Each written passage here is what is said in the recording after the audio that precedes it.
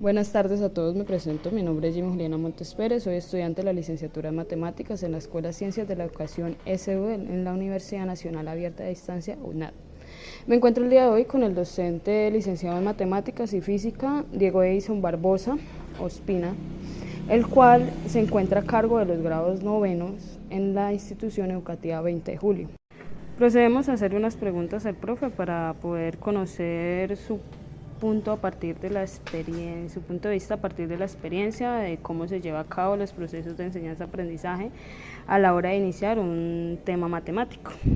Bueno, profe, como primera pregunta, pues podría decirle que desde su conocimiento, ¿cuáles creen que serían las actitudes y competencias que debe tener un estudiante durante el inicio de un tema en general, o sea, cualquier tema matemático? Bueno, como se tienen planteadas desde el Ministerio de Educación, la programación y la planeación para cada grado, entonces yo diría que para el grado noveno o independientemente el grado que se maneje, lo fundamental para poder iniciar una actividad pedagógica es que el muchacho maneje las operaciones básicas. Con que un muchacho sepa sumar, restar, multiplicar y dividir, con eso podríamos ya tener gran parte de nuestro terreno abonado para profundizar en el conocimiento matemático, tanto a la hora de ver lo básico como a la hora de resolver situaciones problemáticas dentro del contexto estudiantil y dentro del contexto de su comunidad educativa. Ok, profe. Bueno, otra pregunta sí, ¿qué es lo más importante que debería tener en cuenta un docente a la hora de iniciar un tema? Bueno, como venía diciendo, que debemos tener en cuenta lo básico, que el muchacho sepa sumar, restar, multiplicar y dividir. Entonces yo creo que lo más importante que debe tener en cuenta el docente es el contexto de los estudiantes, el lugar y sitio donde está ubicada la institución y cuál es la misión y la visión que tiene la institución para sacar a los estudiantes a flote dentro de cualquier comunidad educativa. Sabemos que todos los contextos y la ubicación de los colegios o de las instituciones educativas influyen bastante en la calidad de personas que queremos formar. Esto lo digo desde el punto de vista, desde la experiencia, que es diferente formar un estudiante en la capital, o sea, en Bogotá, donde tiene todos los medios, hay mayor tecnología, tienen el internet más a la mano, a lugares donde, por ejemplo, el internet es limitado, las herramientas tecnológicas también. Entonces esto debemos tenerlo en cuenta, porque es claro que hoy en día la educación, si no se tienen en cuenta las tecnologías y el avance tecnológico, no nos lleva a ningún lado. Entonces también tenemos que tener muy claro esta parte a la hora de realizar nuestra actividad académica, para poder así fijar qué es lo que quiero, qué es lo que debe tener mi estudiante, qué es lo que quiero y hacia dónde lo quiero llevar. Ok, profe. Ya enfocándonos un poco más a la realidad de su contexto educativo en el grado noveno, actualmente en este grado, ¿qué temas se están iniciando con los estudiantes? Bueno, vamos a trabajar en este tercer periodo todo lo que tiene que ver con la relación a lo que son las funciones, teniendo en cuenta que vamos a hablar de la función cuadrática, la función exponencial, la función logarítmica. Vamos a trabajar toda la parte que tiene que ver con progresiones, que tiene que ver con el concepto matemático.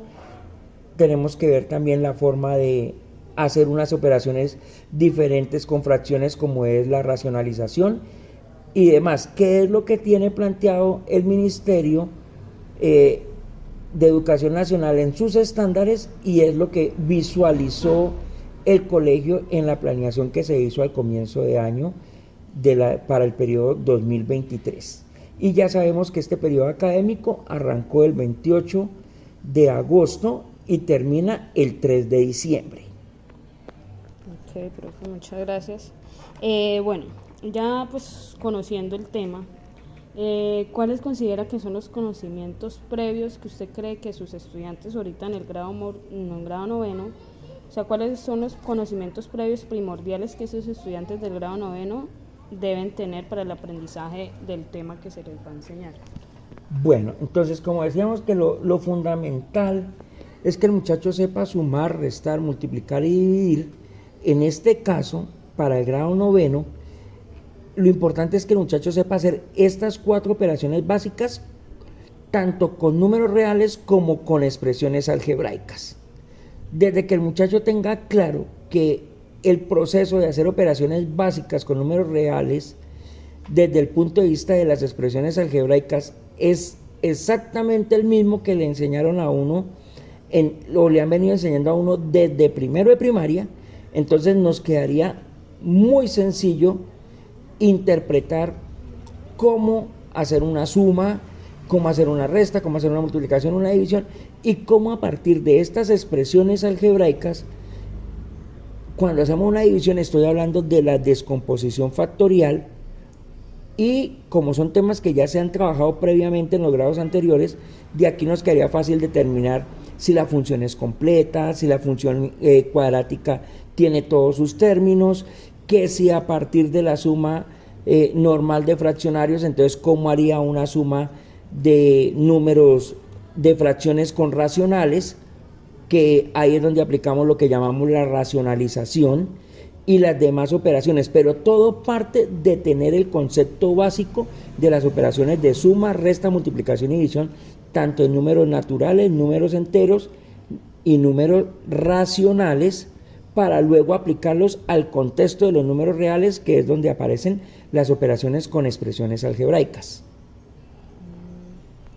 Y bueno, cuando usted hace todo, cuando ya tiene toda la evaluación de que ya tiene los conocimientos previos y demás, ¿cuáles son las dificultades que se presentan más frecuentemente en los estudiantes a la hora de aprender el tema que se está viendo actualmente? Bueno, encontramos, y eso es en todos los grados y en todos los ámbitos y en casi la mayoría de las instituciones, es que a partir del problema que tuvimos de la pandemia, como tocó flexibilizar tanto el proceso de enseñanza-aprendizaje, muchos estudiantes se quedó en el facilismo. Entonces ellos quieren que con cualquier cosa que hagan se les evalúe y se les coloquen notas de superior, de alto y superior. Y entonces ahí esa es una de las dificultades que uno encuentra. Y la gran dificultad, la mayor dificultad que se encuentra es que hay muchachos que están en el grado noveno que se les dificulta hacer operaciones básicas con el conjunto de los números reales. Entonces confunden, no tienen claro cómo es el concepto de que 5 menos 2 o 2 menos 5.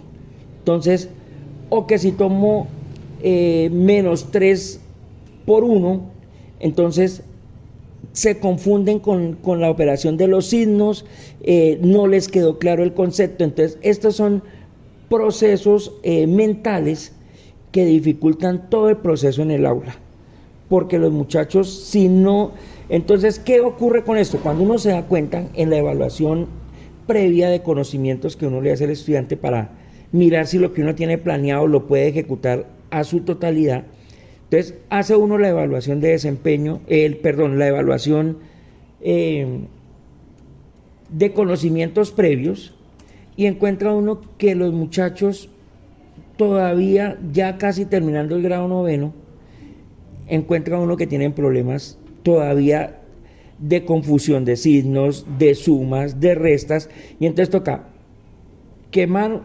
unos días más en volver a reforzar esto, a ver si con el refuerzo, la repetición y demás, esto queda claro, y así poder seguir avanzando en el conocimiento.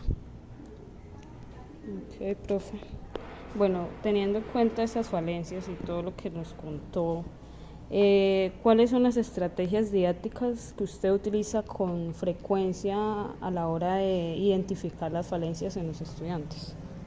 Bueno, estas falencias, yo creo que aunque pues por las nuevas teorías del aprendizaje como son el conductismo, el metacognitismo y demás, yo creo que una parte nos toca seguir trabajando en la parte de la ejercitación mental con los muchachos. Entonces yo planteo hacer ejercicios repetitivos para que con la repetición los muchachos manejen los procesos matemáticos.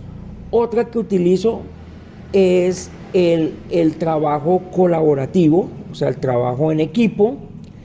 También tenemos que tener claro que hoy con las tecnologías y pues como a los muchachos les da pena hablar en público y todo, entonces una estrategia que se está utilizando es que se pone al muchacho a que haga, después de hacer unos conocimientos previos, vaya como encadenando su propio conocimiento para que él pueda dar una explicación, y cuando él ya tenga armado esto, entonces lo plasme en un video, y este video después se proyecta a todo el salón, y entonces haciendo este trabajo que termina siendo un trabajo de promoción de las TIC, de manejo colaborativo y demás, entonces hacemos que el estudiante mejore su capacidad expresiva, mejore su asimilación con las matemáticas, y aparte de eso pues está haciendo una exposición ante los demás, y después cuando entre todos se van corrigiendo los errores que cada uno va cometiendo en su exposición en el video, pues esto permite que los conocimientos matemáticos se afiancen de mejor manera. Este proceso de realizar el video, y eso lo venimos realizando desde junio, cuando estábamos terminando el segundo periodo, y hemos visto que se han encontrado mejorías en un 60% de la población estudiantil de los grados noveno. Entonces creo que es una estrategia que nos toca seguir promocionando y seguir mirando cómo la vamos a mejorar día tras día. Bueno, profe, muchas gracias. Son estrategias que se deben tener en cuenta. Y ya por último, ya como desde un modo de consejo, desde su experiencia que es bastante avanzada, ¿qué le aconsejaría a usted a los futuros docentes en el área de matemáticas a la hora de aplicar estrategias didácticas? Bueno, yo creo que más allá de la experiencia, pues porque en este momento pues la experiencia sí es grande, yo llevo en este momento 22 años trabajando como docente.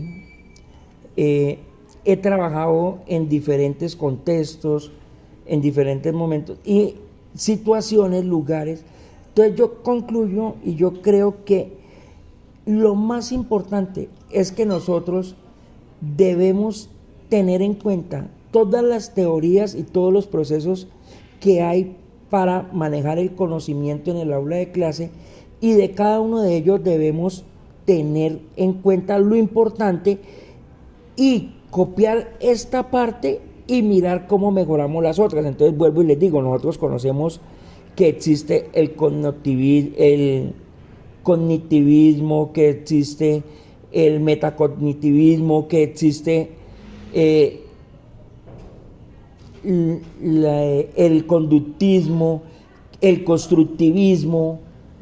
Entonces, todas estas herramientas son fundamentales a la hora de realizar una estrategia pedagógica, pero obviamente, de acuerdo al contexto donde esté ubicado la institución, no todas funcionan de la misma manera. Entonces, por eso digo, nosotros debemos copiar de cada una lo más importante y mirar cómo la ponemos en marcha. Y fundamental en este momento es de que, como sabemos que tenemos problemas con nuestros estudiantes, porque ellos hoy en día, desde la pandemia, ellos están acostumbrados a estar pegados el 100% de su celular, que es una tecnología nueva.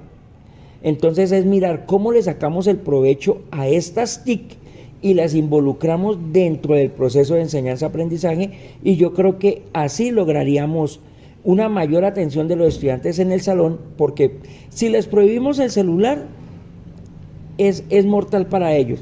Entonces, más bien, si les enseñamos a utilizar adecuadamente esta herramienta a partir de todas las teorías del conocimiento que tenemos, creo que podríamos obtener mejores resultados con nuestros estudiantes. Y algo que yo plantearía para las universidades y para todas estas facultades de ciencias humanas que forman personal que sale a trabajar con juventudes y demás, es que debemos ahondar no solamente en el conocimiento, sino también en la pedagogía. Pero no que ocurra como en algunas universidades, que se dedicaron a la pedagogía y dejaron de lado el conocimiento. Tenemos hoy docentes que son muy buenos pedagogos, pero el conocimiento es mínimo. Y entonces se les presentan situaciones de conocimiento del área en un salón o los chicos les llegan con inquietudes de esas y los dejan bloqueados. Entonces yo creo que las dos se deben trabajar al mismo tiempo, conocimiento y pedagogía. Tengo claro que si un estudiante de una universidad sale con buenos conocimientos, buenas herramientas cognitivas y sale también con buenos procesos pedagógicos, involucrando todo esto en la parte de la innovación educativa, podríamos sacar muy buen personal a futuro de nuestras instituciones educativas de secundaria. Y yo creo que hacia allá debemos apuntar, porque hoy en día los muchachos están en un cuento de que ellos creen que todo es pasar por hacer la ley del mínimo esfuerzo. Yo creo que debemos volver a la parte de que todos los muchachos tienen capacidades, cualidades y debemos explotarlas no al 100, yo diría que al 200%. Bueno, profe, muchas gracias por sus consejos y las respuestas a estas preguntas. Creo que eso sería todo. Con eso terminaríamos la entrevista. Muchas gracias y feliz tarde.